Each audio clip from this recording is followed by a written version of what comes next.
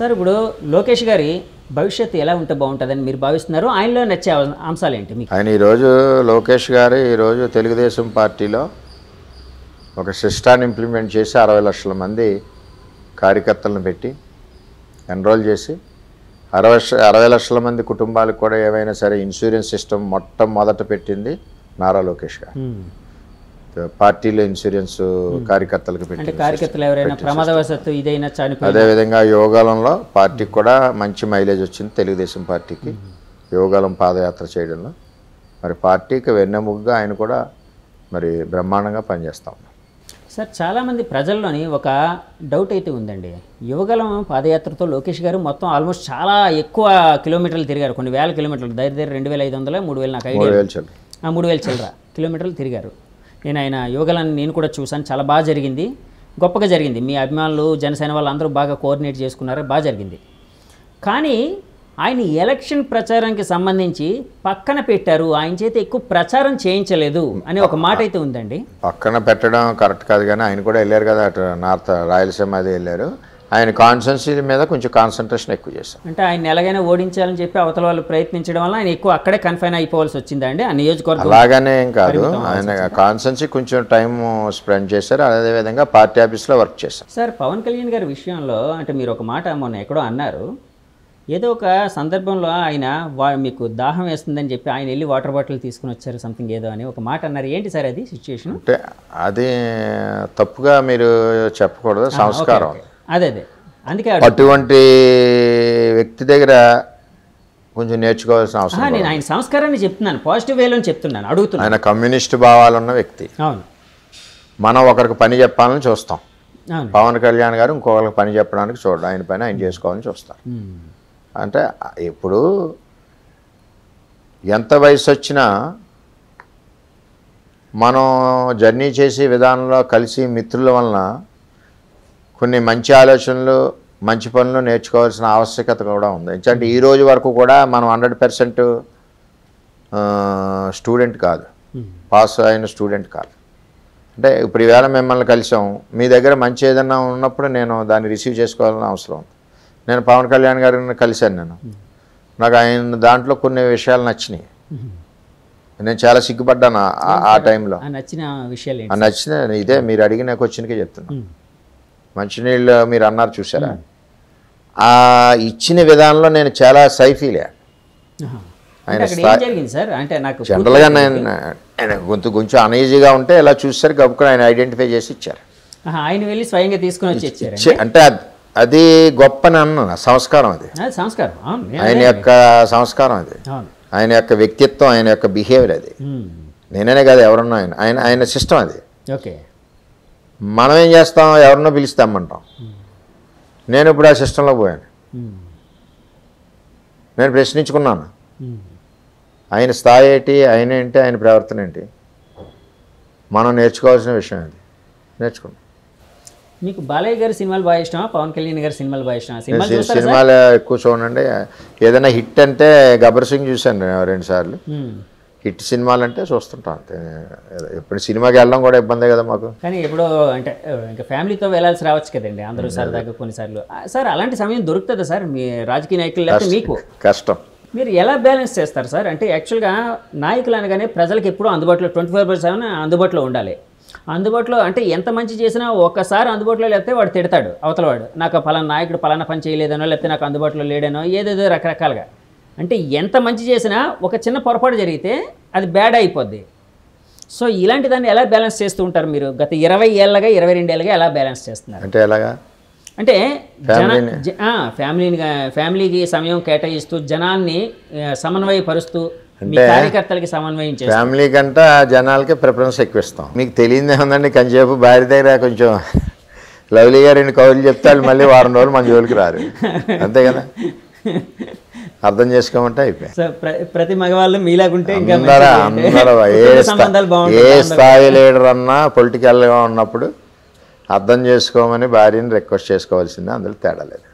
పైకి చెప్పి అనే గప్పాల, పైన పుల్లు అంటారు. కానీ అంటే ఇంట్లో సపోర్ట్ కూడా కావాలి మనకి. రాజకీయానికి వెళ్ళాలంటే ఇంట్లో సపోర్ట్ లేకపోతే, భార్య పిల్లల సపోర్ట్ లేకపోతే ప్రజలకు సేవ చేయలేం. ఆ సపోర్ట్ నాకు మెండుగా ఉంది. నాకు నిండుగా ఉంది సపోర్ట్. అదే చాలా మంది పెద్దవాళ్ళు అంటూ ఉంటారు కదండి, దేశానికి రాజైనా తల్లికి కొడుకే, అలాగే ఎంత గొప్పోడైనా కొంత మనం కూడా కొంత టైంలో వాళ్ళకి కొంచెం రెస్పాండ్ అవుతే వాళ్ళు కూడా మన జోలికి రారు. సార్ మీరు మేడం గారు భువనేశ్వర్ గారు అప్పట్లో వచ్చారు, ఆవిడ కూడా తిరిగారు కదండి.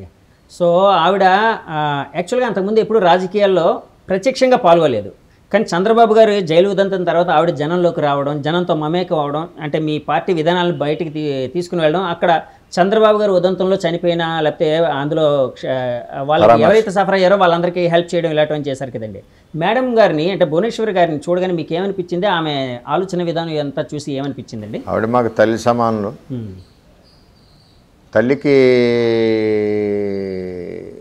బాధ్యత, తల్లి బాధ్యత నాకు కూడా ఉంది తెలుగుదేశం పార్టీ కుటుంబానికి అని చెప్పి ఆవిడ బయటకు వచ్చారు. ఆవిడ ఎప్పుడు బయటికి రారు. అది ఇప్పుడు కొడాల నాని గారు గెలవబోతున్నారా సార్ అక్కడ? అంటే మీ అంచనా, మీ ఆలోచన ప్రకారం వైసీపీలో ఉన్న నాయకులందరూ కూడా నాగలోకం పోతారండి. ఇక్కడ ఎవడ ఉండడం. వంశీ గారండి, వల్లభనేని వంశీ గారు అంతా టీం అందరూ పోతారు, ఎవడ ఉండడు. అందరూ ఇప్పుడు యాక్చువల్గా అంటే మీరు చాలాసార్లు ఒక మాట అన్నారు, టీడీపీ నాయకులు వాళ్ళందరూ ప్రతీకార రాజకీయాలు చేస్తున్నారు వైసీపీ నాయకులని, అంటే మీ మీద కొంత దాడులు చేస్తున్నారని ఇట్లాగని రకరకాల ఆరోపించారు. అంటే అందులో నిజాలు సరే బయట జనానికి అంటే ఓటు రూపంలో తెలుస్తాయి. అట్లాగా మీ గవర్నమెంట్ ఒకవేళ వస్తే మీరేమైనా ప్రతీకారమైన చర్యలు తీసుకునే అవకాశం ఏమైనా ఉందా వాళ్ళ మీద? ప్రతీకార చర్యలు తీసుకోవడానికి రౌడీలం కాదు కదా మేము.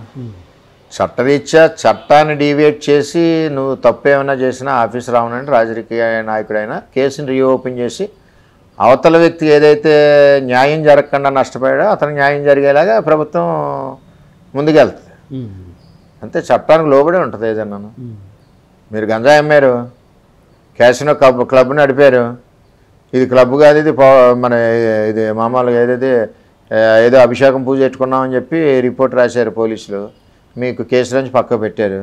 అది క్లబ్బు, అది నడిపింది, ఎవిడెన్స్, సీసీ ఫుటేజ్ అన్నీ ఉన్నాయి, అయినా మీరు న్యాయం చేయలేదు. మేము న్యాయం చేస్తాం. ఇప్పుడు మీరు గంజాయి అమ్ముతున్నారు, లేదు శివుడి ఈబూది అన్నారు, అది ఈబూది గంజాయి అన్నది ఇప్పుడు తేలుతారు. అంటే రెడ్ బుక్ ఉంది కదా, రెడ్ బుక్లోనే చట్ట ప్రకారం చేస్తారు.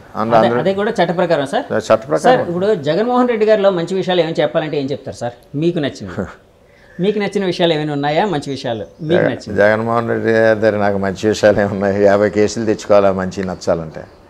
ఆయన రోల్ మోడల్ ఎవరికైతే కాదు, నాకు చంద్రబాబు నాయుడు రోల్ మోడల్ అంతే. తెలుగుదేశం పార్టీ చంద్రబాబు నాయుడు గారు అంటే నాకు ఆయన దగ్గర పనిచేయడం నాకు గర్వం.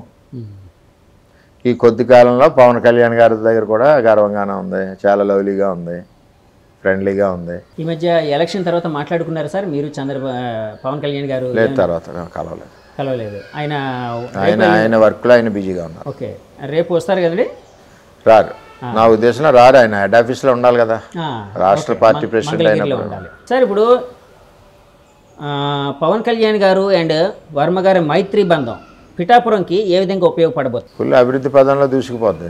అంటే ఎలా ఊహించవచ్చు పిఠాపురాన్ని? రాష్ట్రంలో రోల్ మోడల్గా ఊహించవచ్చు. అంటే ఇందాకలా టెంపుల్ టూరిజం అన్నారు, అది కాకుండా ఇంకేమైనా అంటే ఇక్కడ చాలా ఉంటాయి. అప్పుడు ఏమన్నా అంటే దాన్ని స్టడీ చేసి ఏ విధంగా, అప్పుడు ఆల్రెడీ SEZ ఉంది, SEZలో ఇండస్ట్రీస్ తెస్తారు, అన్ఎంప్లాయ్మెంట్ యూత్కి అందరికీ ఎంప్లాయ్మెంట్ కల్పించడం, ఇవన్నీ ఉంటాయి. నాకు తెలిసి ఇక్కడ అంటే నేను కొంతమంది యూత్తో మాట్లాడినప్పుడు, ఎలక్షన్ ముందు మాట్లాడినప్పుడు చాలామంది యువత ఒక క్వశ్చన్ అయితే రైజ్ చేశారండి. అంటే ఇక్కడ మాకు సంక్షేమ పథకాలు అన్నీ అందుతున్నాయి, అది పక్కన పెడితే మాకు ఎలాంటి అభివృద్ధి అంటే ఒక ఉద్యోగం కోసం మేము ఎక్కడికో వెళ్ళాలి. SEZ 8,000 ఎకరం ఉందంటున్నా కదా, దానికి సంబంధించి అది పక్కగా మీరు చేస్తాం. మీ గవర్నమెంట్ వస్తే యాక్చువల్గా మొన్న ఎన్నో లక్షల ఉద్యోగాలని అన్నారు కదండి చంద్రబాబు నాయుడు గారు. ఎన్ని లక్షలు సార్? 2 లక్షల? 4 లక్షలు. సో అది పక్కగా చేస్తారు. సరే సార్, 2024 ఇప్పుడు మీరు రాబోతున్నారని అంటున్నారు, సరే వస్తారనుకుందాం. 2029లో లోకేష్ గారిని అప్పుడైనా ముఖ్యమంత్రిగా చూడొచ్చా? అప్పుడు ప్రజల పరిస్థితిని బట్టి, చంద్రబాబు నాయుడు గారి నిర్ణయాన్ని బట్టి. సరే సార్, లాస్ట్ క్వశ్చన్, కూటమి ప్రభుత్వం ఏర్పడితే పవన్ కళ్యాణ్ గారు ఎలాంటి రోల్లో ఉంటే బాగుంటుందని ఒక స్నేహితుడిగా, అంటే ఈ స్నేహబంధం ఈ మధ్య ఏర్పడింది కాబట్టి అడుగుతున్నాను, మీరు భావిస్తున్నారు లేకపోతే టీడీపీ నాయకుడిగా మీరు భావిస్తున్నారు? ఆయన ఇష్టం వచ్చిన రోల్లో ఎలాగున్నా మేము అభినందిస్తాం. అంటే కాదు సార్, పలానా అయితే బాగుంటుంది కూటమి అన్నది అందులో ఆయన భాగస్వామి. ఆయన నచ్చిన రోలు చంద్రబాబు నాయుడు గారు ఇద్దరు నిర్ణయించుకుని ఎలా ఉంటే అలాగా, దాన్ని మేము అందరం యాక్సెప్ట్ చేస్తాం. చంద్రబాబు గారు పవన్ కళ్యాణ్ గారి మధ్య ఆ అండర్స్టాండింగ్ని అంటే మీరు దగ్గర నుంచి చూసారు కదండి, ఎలా అనిపించింది సార్? అంటే ఇద్దరు నీతికి నిజాయితీకి మారిపోయారు. ఇద్దరు పేదవాళ్ళకి అభివృద్ధి చేయాలని ఆలోచన ఉన్న వ్యక్తులు ఇద్దరు, ఈ పరిపాలన పారదోళాలను ఆలోచించే వ్యక్తులు ఇద్దరు. అందుచేత మైండ్ ఇద్దరిదే ఒకే విధంగా ఉంది కాబట్టి కరెక్ట్గా కలిసింది. ఇది ఒక 20 ఏళ్ళ బంధం ఉంటుంది, అందులో తేడా లేదు.